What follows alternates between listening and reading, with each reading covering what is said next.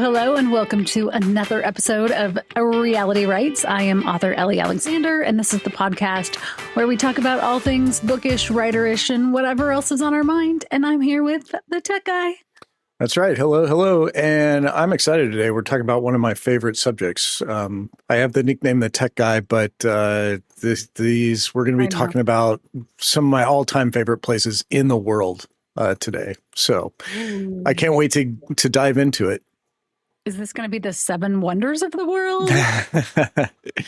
Yeah, maybe. And they're not even Star Wars related. I mean, they can be, and you can definitely find Star Wars stuff at these locations. But I am, of course, talking about your local independent bookshops, bookstores, booksellers, whatever you want to call them. These are the mom and pop shops that I am excited to see more and more people are relearning to love to hang out at.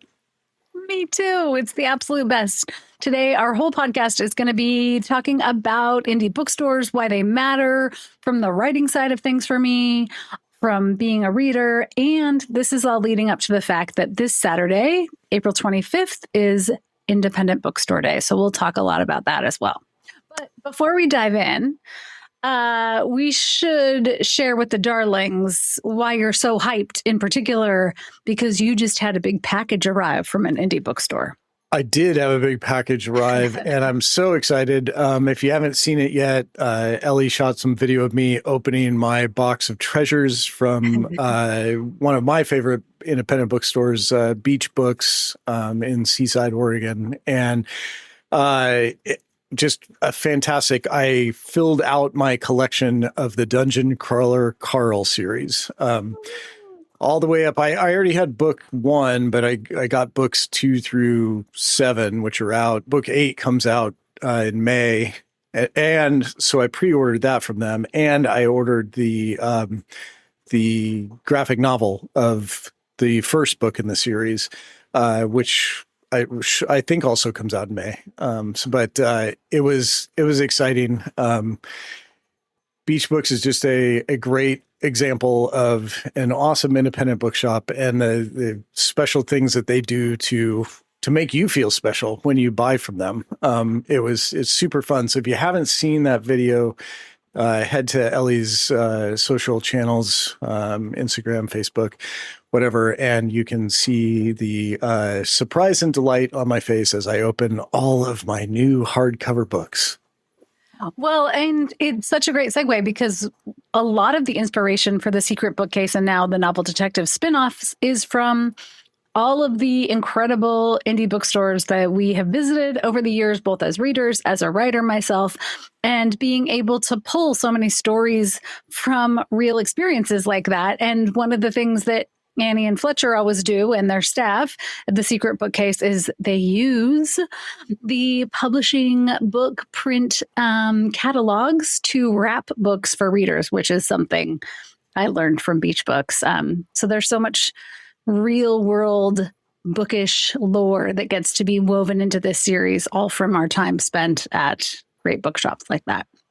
Yeah, and it's a funny little thing, but from a retail perspective, from a consumer perspective, you already know what you ordered, but then you get to open each book as though it was a surprise. And we are lucky enough that every once in a while they stick in some treats too. So and we get some little notes. Yeah. On the outside. Yeah. It's such a great example of why the experience of shopping from an indie matters. But before we dive into other things that I want to share about indies in honor of celebrating them this Saturday, let's talk a little bit about the stats, because for a while there, it was looking a little bleak.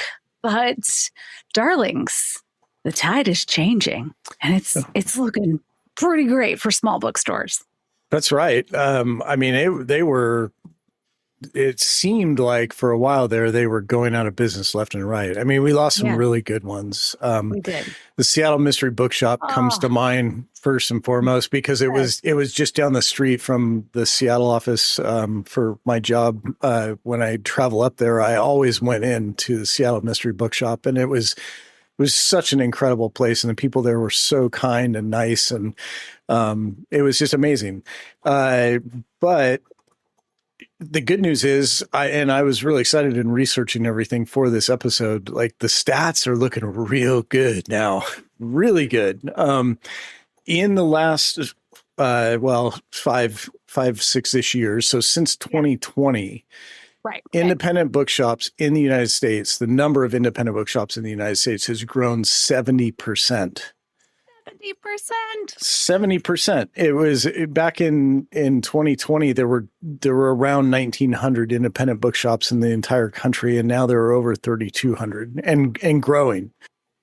Well, and what I love about that is being able to share positive bookish news in the world right now makes my heart so happy, right, darlings? We need like a little glimmer of something. And I think one of the interesting things about that stat in particular is that I know just sort of anecdotally that so many readers reached out to me and discovered my books through indie bookstores during the pandemic because so many things were shut down. And so readers were like, whew, I need an escape. I'm going to pop online and figure out where a bookstore is that will ship to me or that will deliver to my door or, whatever it is. So, there's like a little glimmer of something good that came from the lockdowns.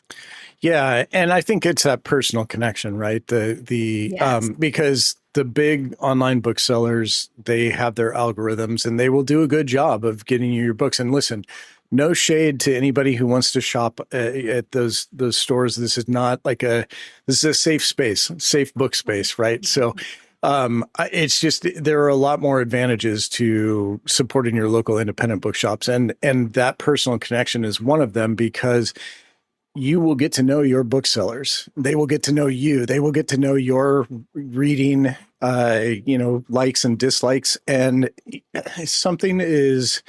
a recommendation is much more impactful, I think, when it comes from somebody personal, and Right. and I've been recommended so many great books by independent bookstore owners over the years. It's just been amazing. That's what you always do while I'm doing like a book talk or event. You're just over in the corner chatting up books. Like, okay, what else? What else should I be reading? Right. Well, I think another really interesting part of supporting your local independent bookstore is that money goes back to the community. That's right. Definitely. From what I was able to gather, it looks like about 30% or more of the money spent at your local independent bookstore stays in the local community. And if you think about that has a significantly higher economic impact for your community than buying from a national or big box store or online retailer. Keeping that money in the community and keeping your local community strong economically is a win-win for everyone. Yeah, that money goes back to support, your kids' local soccer team and, any outreach that is hyper local to you and your community. So it's like, yeah, you get to feel good and you're buying books. So, hey, bring it on. Win-win. When we first moved to California, I've told this story before, but I'll share it again just in case, darlings. I was like, how am I going to find my people? Like, I need to find my people. And so immediately I was like, what is the closest bookstore to me? Where's my local indie? It's like so close. Down on Murphy, Right. Lee's favorite books. Lee was starting her first ever book club since the pandemic, which is a literary lunch with Lee, which is still going strong. And I went to the very first meeting of that. We had lunch outside and chatted. And immediately I was like, oh, okay, well, I found my people. And then as the years have gone on, I asked Lee, I was like, wouldn't it be fun to also do a mystery book club? And she was like, yes, let's make it happen. So that's how I started my Mysteries and Mocktails book club. And there are so many other events that are geared toward what you darlings want and are asking for. So things like silent book club where you come into the bookstore, you can bring your own book, you can get a book at the bookstore. They set out chairs all throughout the shelves and you can read silently. And then at the end, there are treats and fun drinks. And if you want to come talk to other people, you can. And if you just want to leave, you can also do that. We did a date night at the bookstore a few years ago, which was so fun. A scavenger hunt for books for your partner. I mean, I could go on. And of course, all of these have weaved their way into the Secret Bookcase and Novel Detective series because they have to.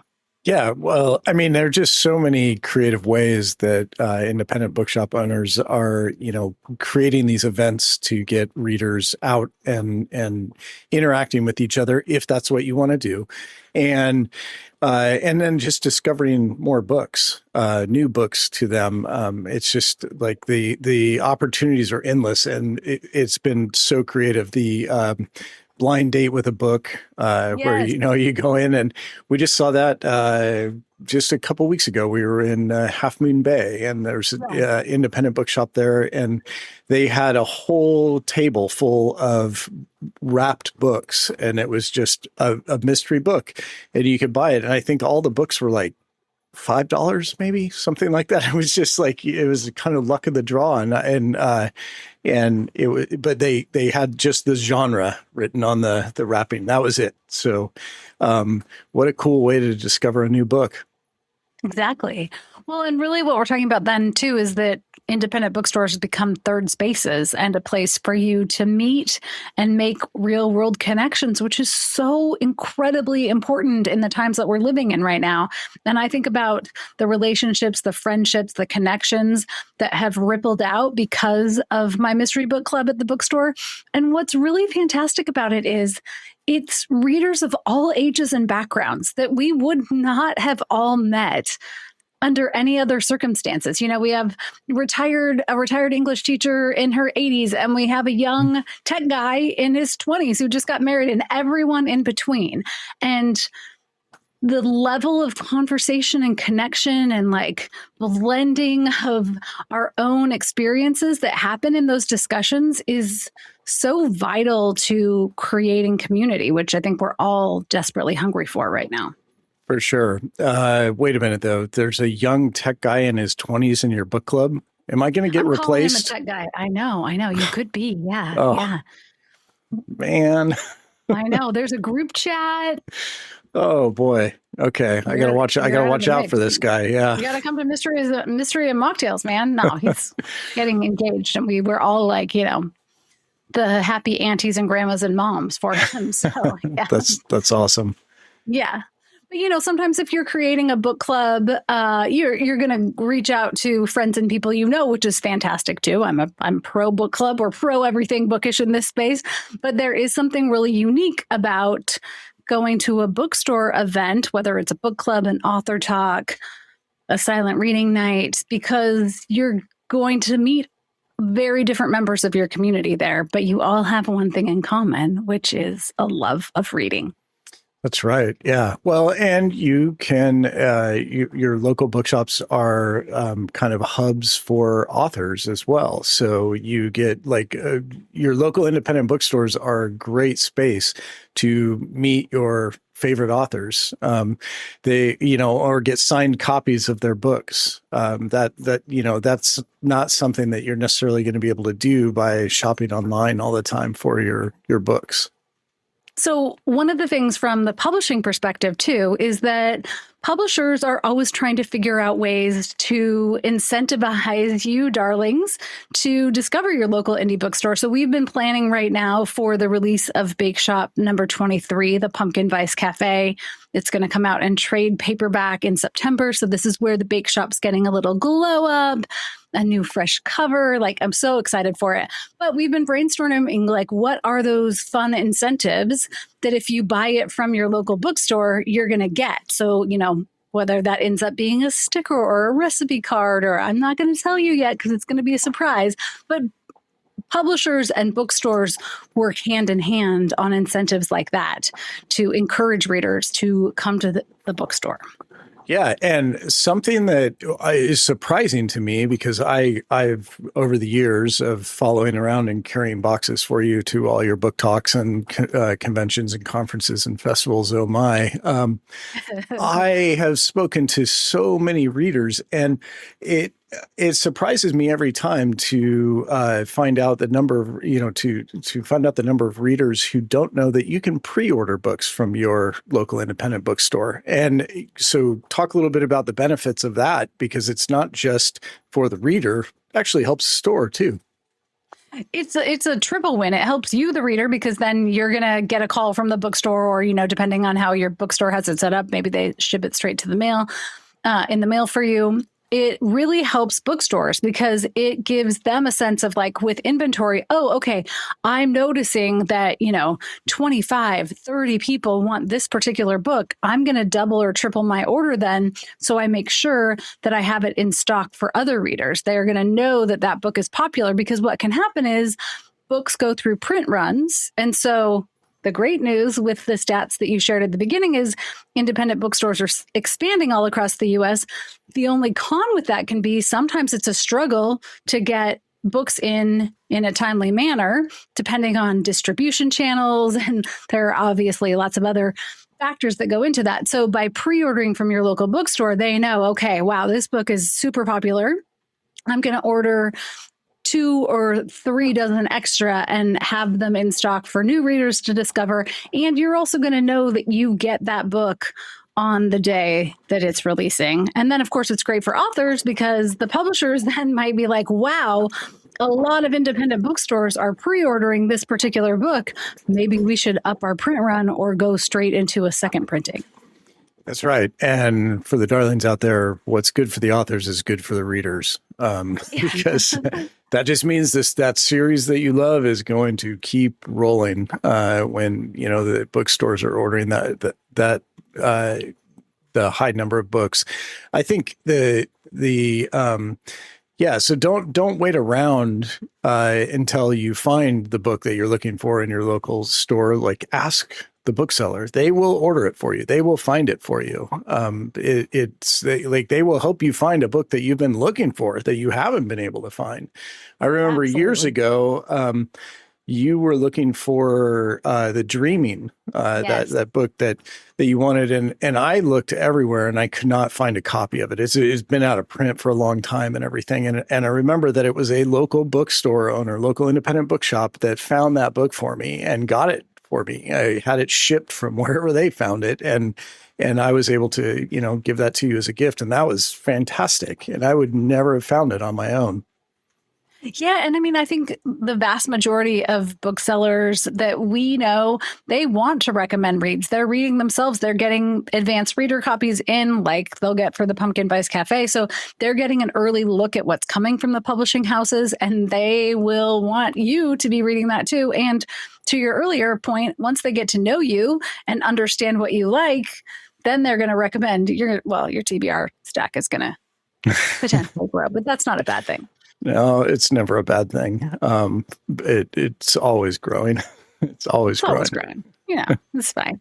One thing that I think some darlings may or may not know, and it probably depends on whether you have an indie bookstore near you, and we'll talk about where you can find connections for indie bookstores in a second, but many stores offer all kinds of other bookish treasures and trinkets and writerish things, which is always fun to go explore, I think.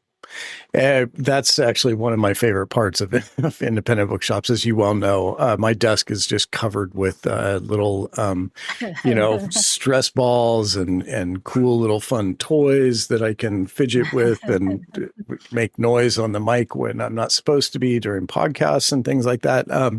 I love the fact, and this, my kind of romantic view of independent bookshops. And so it'd be great if there are any darlings out there who are local independent bookshop owners, if you would weigh in the comments on this. But my like naive romantic view of this is like, it would be so much fun to just shop for all the things that you're going to carry in your local independent bookstore. Besides the books, I mean, the books would be fun in and of itself, but it's all the other stuff, right? All the little trinkets and treasures that you can find in the store outside of just the books themselves. I think it would be great to discover those things. Well, and one thing that I've learned in doing research for the novel detectives is just that, like how much other work goes into running an independent bookstore. In our fairy tale world, it's like, oh, you're reading all day in the shop with a cat. Like, no, you're shelving books, you're unboxing inventory, you're taking inventory. You know, it's a job like any other job. But one of the things that most indie shops do is they go to the regional trade shows, the bookish trade shows. So not only are you meeting publishers and authors with new works coming out, but you are finding all of those cool, like novelty, it smells like a book candle, you know, like whatever cool bookish items you're going to bring into the store then. Yeah. Yeah. So you mentioned, you said something that made me think about this next topic, which is, you know, not everyone necessarily has a local independent bookshop. Right. I mean, even though there are now more than 3,200, that doesn't mean that every city in the U.S. has one. And then there are people who just, you know, getting out and getting to a local independent bookshop is not a possibility. And so for that, even if either of those things are true, there are ways that you can support independent bookstores by shopping online. And one of those is the website bookshop.org. Yep. And they, why don't you talk a little bit about what you can get on bookshop.org? And then I can come in with some stats on some exciting stats that I read about the sales for local independent bookshops through that website. Okay, great. Yeah, so bookshop.org, you can do a search and find where it is an indie bookstore near you. If you want to go on like some kind of book tour, you could even map out like, oh, okay, there are 8 indie bookstores within a 2-hour drive, and you could like make your own little bookish road trip. You can also order directly through any indie bookstore on bookshop.org. So like you could have gone on and said, I want Dungeon Crawler Carl. I always want to say Carl first for some reason. You could have ordered that series directly through any of the indie bookshops there. It doesn't have to be an indie bookstore that is near you. Like for us, even with you ordering from Beach Books, that's in Northern Oregon and we're in California now. So like they'll ship anywhere. And then you can also order ebooks directly from bookshop.org. So if you're an ebook reader, you can order your ebooks there as well, which is a great way to support indie stores.